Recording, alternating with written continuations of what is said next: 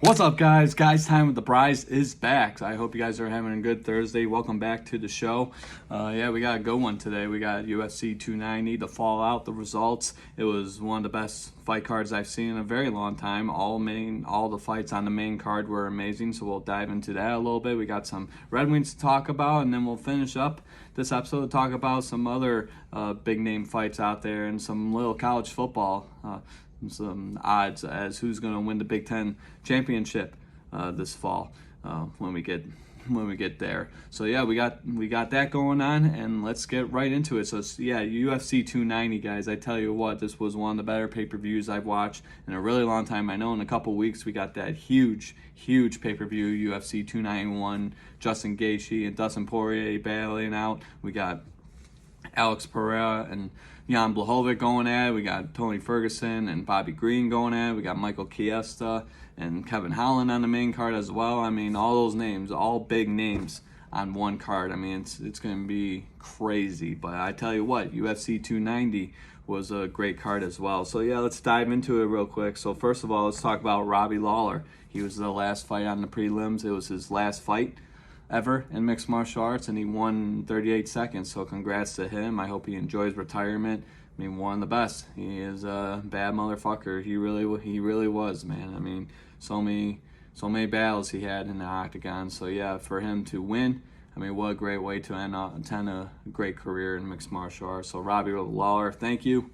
We appreciate your service in mixed martial arts. Enjoy retirement. You deserve it. So yeah, we had that going on in the main card. I mean, Bo Nickal, man, I tell you what, I was expecting all wrestling. But no, this guy used his hands, and he was vicious, man. He knocked that guy out in the first round as well, and, man, he didn't look back. His hands looked really good. I mean, if he continues to work on his hands, I mean, his wrestling's already great. We don't have to discuss about that. But he works on his hands. I tell you what, man, he can be a very, very dangerous fighter within the next couple years coming up. I mean, middleweight, so he's 185, very dangerous. He's undefeated in his mixed martial arts career. He was a three-time NCAA wrestling champion. I do believe he went to Penn State. So yeah, he's a fighter, man. He proved it last Saturday. So it was nice to see that. So yeah, Bo Nickal getting the victory on the first fight of the main card, and then we had another good fight. Jalen Turner going up against Dan Hooker. Dan Hooker winning by split decision. It was a really good fight. I mean, it really was a back and forth battle. Dan Hooker taking some shots, not giving up, laying out some shots, and yeah, he won. He won by split decision. It was a very close fight, and it's nice to see Dan Hooker back on the winning wave. So you had that going on. And then the third fight of the main card, we had Robert Whittaker, Bobby Knuckles coming the fight again. Haven't seen him in a long time, going up against Dricus du Plessis, the South African who's been making some waves in the middleweight division, and he looked dominant as ever. He took care of business against Robert Whittaker in the second round. So yeah, Plessis looking really good. And then after the fight, Israel Adesanya came in chirping, and trying to start some shit, sell a fight, you know how that goes. But yeah, he looked like an idiot doing it, so well, it is what it is. But yeah, Dricus du Plessis getting the win over Robert Whittaker. It was another good fight there, so you had that going on. And then the co-main event, I tell you what, this was the best card. This was the best fight on this card. Proved it. They went all 5 rounds. And the third time these guys went at it. And it was for the UFC flyweight champion, Brandon Moreno, champion going up against the contender, Alexandre Pantoja. And let me tell you something, it was the best fight on the card. It was one of the better fights I've seen in a really long time. And on top of that, I think it's fight of the year, baby. Unless Justin Gaethje and Dustin Poirier put on a masterpiece, which is very, very possible. This fight, Brandon Moreno, Alexandre Pantoja, is definitely fight of the year so far. I mean, it was a great fight, back and forth. These guys beat the shit out of each other. I mean, they were all busted open, bruised. I mean, they left it all in the octagon. I mean, it was a very close fight, and a lot of people are criticizing the decision. It could have gone either way, in my opinion, and both fighters deserved a win. I think Pantoja might have just got the edge a little more, but I mean, I wouldn't have minded if Moreno won. I actually needed Brandon Moreno to win in order to complete my parlay bet that I had going on for UFC 290. I had Dricus Du Plessis winning his fight. He did. I had Brandon Moreno winning his fight. Unfortunately, he lost in a very close split decision. And I had Alexander Volkanovski winning his fight, and obviously he took care of business. But yeah, Brandon Moreno, man, I tell you what, every fight he's been in, he puts on a show. I mean, his fights are very entertaining to watch. This is no different. Alexandre Pantoja, congrats on becoming the new UFC flyweight champion. He deserved it. Like I said, both guys deserved a win. But unfortunately, in this sport, there's only one winner, and Pantoja took home gold that night. So, but yeah, it was definitely the best fight on that card, without question. One of the better fights I've seen in a really long time, and so far in the year 2023 is the fight of the year. Like I said, unless Justin Gaethje and Dustin Poirier do something, this fight right here, Pantoja and Moreno, is definitely the fight of the year. Mark my words on that. So, yeah, very close, split decision. One of the judges scored it 49-46 for Moreno, so I don't know what kind of fight he was watching. I don't know what kind of drugs he was on, but there was no way Brandon Moreno. I don't think it was that lopsided. If it was 48-47 all across, I would have seen that as making more sense. But 49-46 for Moreno, I don't know about that one, but it is what it is. It was a great fight. Both the fighters deserved a win. They beat the hell out of each other. It was an entertaining co-main event. They went the distance. So all 5 rounds for the UFC Flyweight Championship. Alexandre Pantoja, congrats, man. You deserve it. New champion. So hopefully they'll run it back. I'm pretty sure they will. I think Dana White's a smart businessman. He knows how to market those fights. I think every intelligent mixed martial arts fan would like to see that fight again, myself included. So we'll have to see down the line what happens there. But yeah, Pantoja, man, looked really good. So did Moreno. So hats off to both guys. Fight of the year, for sure. So you had that fight going on. It was the best fight of the main card. And then obviously the main event, Alexander Volkanovski defending the UFC featherweight title against Yair Rodriguez. Volkanovski looking great, as usual. I mean, that guy dominant. And getting the third round TKO victory to retain the UFC featherweight championship. He wants to go after the lightweight title again against Islam Makhachev, the champ. So that's going to be very interesting. But, you got Charles Oliveira up there. Obviously, I think he's in line for a title shot after taking care of business against Beneil Dariush just a little over a month ago.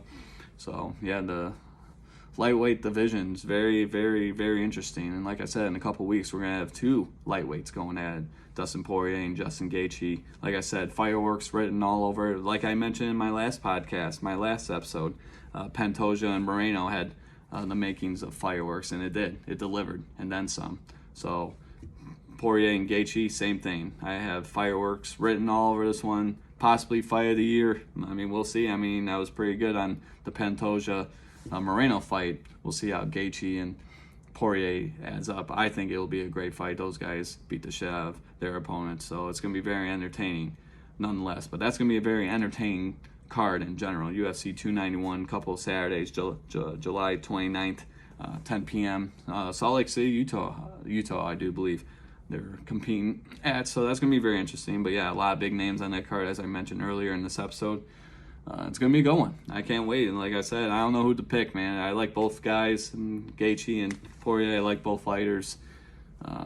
It's going to be a good one. So, but yeah, UFC 290, like I said, one of the better pay-per-views I watched. Main card, all the fights were great. I'm glad I watched it. Unfortunately, the Bryce didn't get his parlay bet. Moreno, if he were able to take care of business, might have gotten it, but it is what it is. It was still a good fight card. I'm glad I was able to watch it, but yeah, it was fun, man. It was really fun. I can't wait until UFC 291. Check it out.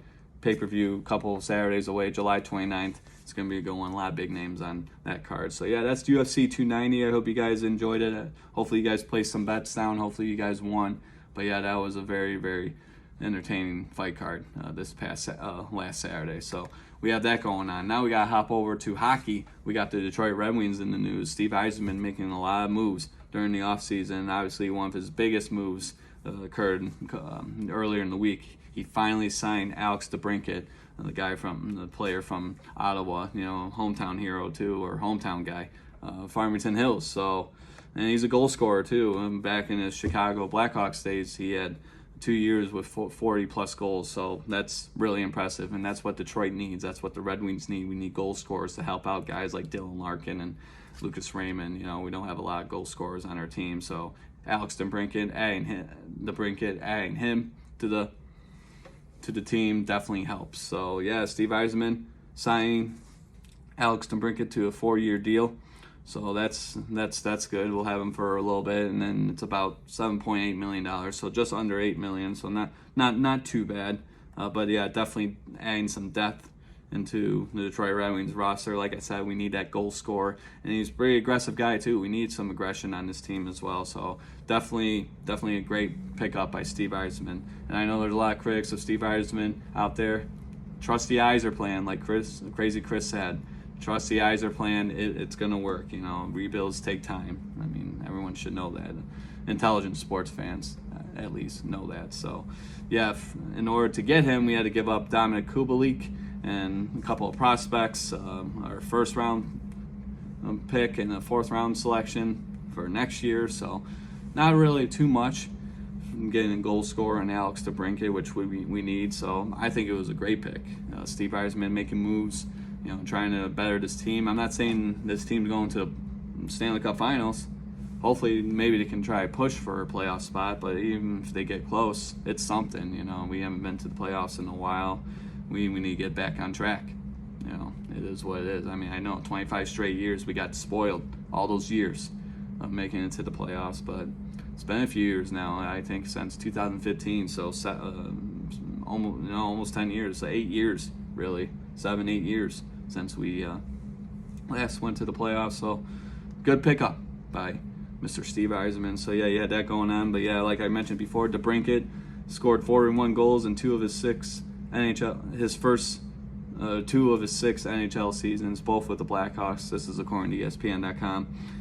He has 187 goals and 373 points in his career with the Senators and Blackhawks combined, so his entire career. So he's a goal scorer and he's a playmaker, and that's what we need. So, and he had 27 goals, and then including 11 power play goals and 6 game-winning goals and 66 points last season with the Senators. So yeah, this guy, he's reliable, and that's what we need. We need a reliable guy. We need a guy who can find the puck back in the net, who can play on the ice, stay healthy, and he's that guy. So, and he's from Farmington Hills, Michigan, like I mentioned, so he's a hometown guy. We like that, so hopefully he pans out, hopefully he delivers.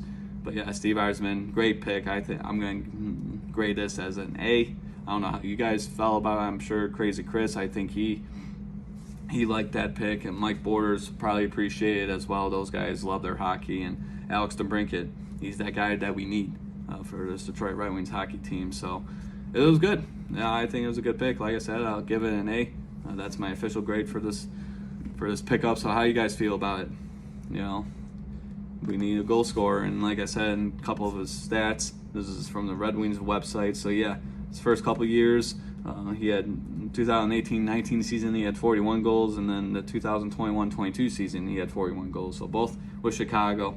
You know, he spent a few years there, and then last year he played with the Ottawa Senators, and now he's coming to Detroit. So it's a great pickup. Like I said, him, Dylan Larkin, Lucas Raymond needs to pick it up again. He kind of had a, fallback year last year. We got more Sider on this team, so we got some talent.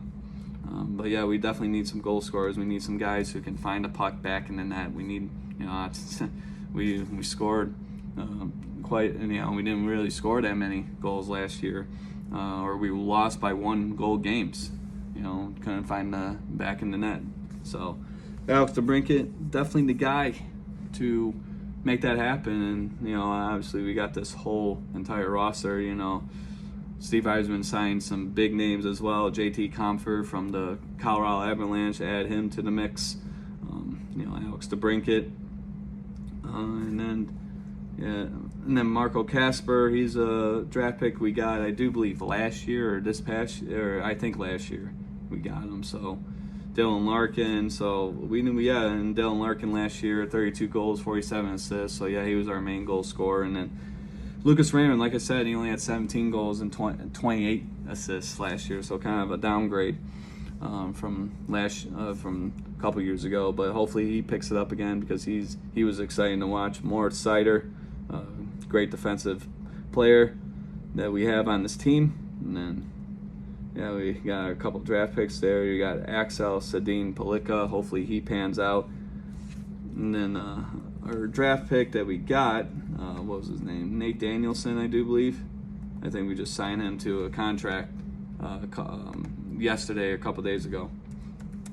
Yeah, let's check this up real quick. Yeah, I think Nate Danielson. Yeah, he signed a 3-year contract. Yeah, Nate Danielson. Yeah, our first pick of the NHL draft from last week. So yeah, it's good, man. Like I said, Steve Yzerman being active, I like that. You know, GMs who are active, who want to win.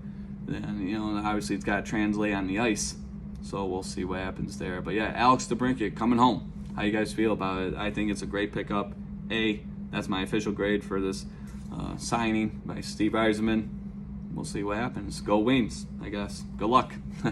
So yeah, you got that going on. Let's hop over to these fights that I mentioned earlier in the episode. So obviously, in August 5th, we got Jake Paul, the internet sensation, going up against Nate Diaz, obviously a veteran mixed martial artist. But Jake Paul, I mean, I've seen some highlights. This guy can actually box, man. He's actually not that bad.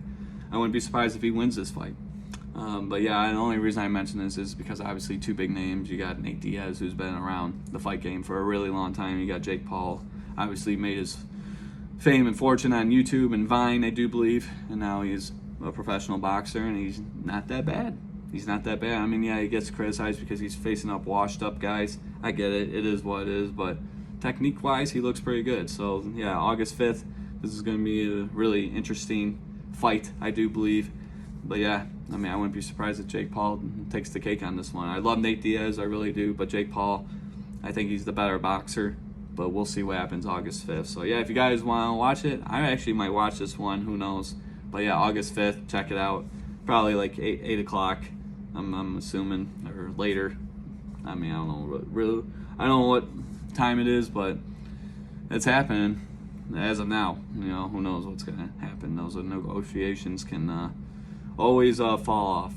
As for this next fight that was announced a couple days ago, Tyson Fury, boxing world heavyweight champion, going up against Francis Ngannou, who used to compete in the UFC. He was a heavyweight for a while. But yeah, this fight's going to be in Saudi Arabia, August 28th, or October 28th rather, excuse me, October 28th, so that's going to be interesting, but who knows, like I mentioned before, negotiations can fall off, anything can happen, but yeah, Francis Ngannou and Tyson Fury, that's going to be interesting to have that happen, but who knows if it's going to happen. If it does, sweet. I'm probably going to watch it. If it doesn't, oh well. I wouldn't be surprised if negotiations fall off. Usually they do with these big boxing fights. So, but yeah, October 28th, these guys are going at it. Francis Ngannou, former UFC heavyweight champion, going up against the lineal heavyweight champion of boxing, Tyson Fury. October 28th in Saudi Arabia, as of now. It was announced a couple days ago, and this is from ESPN.com. So, we'll see. We'll see what happens. So yeah, we're going to wrap up this episode today. As you can see, I'm wearing my Aiden Hutchinson shirt, Michigan alumni. Obviously, his third year now in the NFL. Crazy enough, I mean, or second year rather. My bad. Second year in the NFL, Aiden Hutchinson. So we'll see what he can do. I mean, obviously as a rookie, he was dominant, and yeah, obviously he's a Michigan boy, and so we gotta bring up the Big Ten football. Who has the best odds to win the Big Ten championship this year? So obviously Michigan's back-to-back Big Ten champions. They've proven, you know, they've won it back-to-back years, which is awesome. I'm happy about that.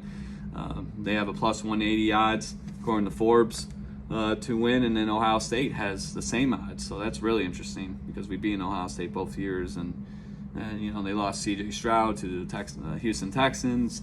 We're really not sure who Ohio State is right now. I mean, obviously Michigan, you got J.J. McCarthy coming back, got Blake Corum coming back for his senior year, coming off of injury towards ACL last year, or MCL, it was a knee injury. He's coming back. Donovan Edwards is coming back. I think he's a junior this year, so you got a dynamic backfield. That offensive line looking pretty good. The receiving corps looking pretty good, so we'll see what happens. But yeah, I'm liking these odds. I mean, I just hope Michigan beats Michigan State and Ohio State, as I mentioned numerous times on this podcast. So we'll see what happens with that. But yeah, plus 180 according to Forbes betting for both Michigan and Ohio State. So very interesting. It's going to be a very interesting year for college football, especially in the Big Ten.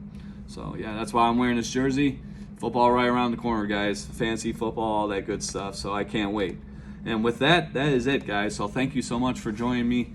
Guys, Time with the Brides. This episode, obviously, as always, will be available later today. I'm going to do my edits and then send it out to you guys.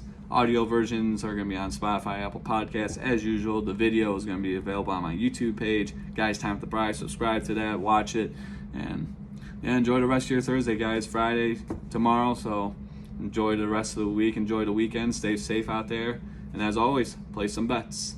And yeah, football right around the corner. So get ready. All you football fanatics, get ready for fantasy football. Get your drafts and get your mock drafts and going. And yeah, getting ready for the season. It'll be here before we know it.